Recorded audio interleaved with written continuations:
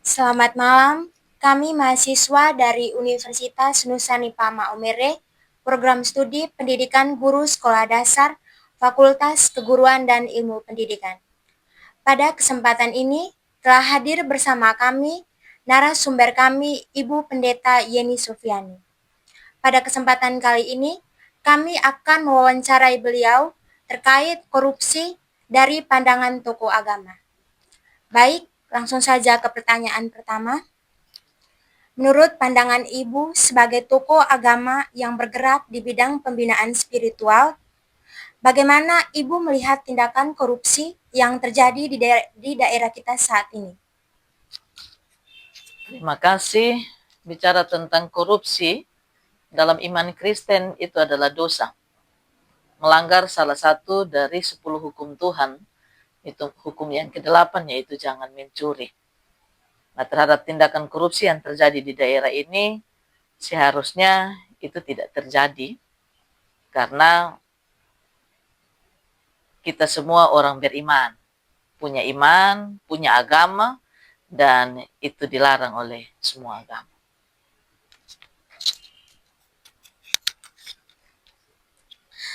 Menurut Ibu, bagaimana kondisi korupsi di tengah masyarakat kita saat ini? Dan kira-kira menurut Ibu, apa yang menjadi penyebab utama korupsi masih masuk?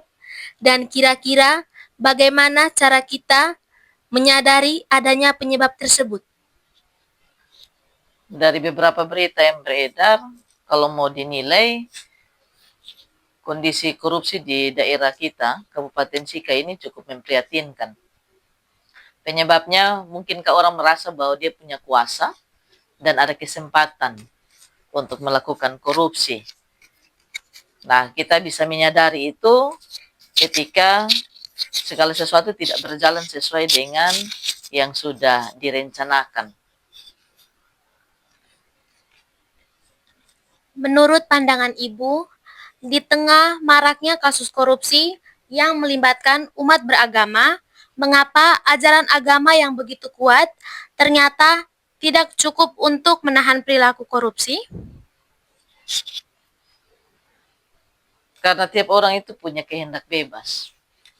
Dan mereka salah untuk memanfaatkan kehendak itu. Ya, salah satu contohnya ya ketika mereka melakukan korupsi. Jadi mau sekuat apapun ajaran agama, kalau pribadi yang bersangkutan tidak bisa menahan diri, maka pasti korupsi itu akan terjadi. Menurut pandangan Ibu, bagaimana cara yang paling efektif untuk memperkuat fondasi iman dan akhlak seseorang untuk menolak hasrat melakukan tindakan korupsi sebagai upaya untuk menjaga integritas? Caranya yaitu kembali pada pribadi yang bersangkutan, bagaimana dia memperkuat dia punya iman sesuai dengan agama masing-masing untuk beribadah dekat kepada Tuhan, tetapi juga menyadari bahwa korupsi itu dosa. Jadi kalau sudah punya rasa takut untuk berbuat korupsi karena itu adalah perbuatan dosa, saya yakin orang tidak akan melakukan itu walaupun ada banyak tawaran dan kesempatan. Sebagai tokoh agama yang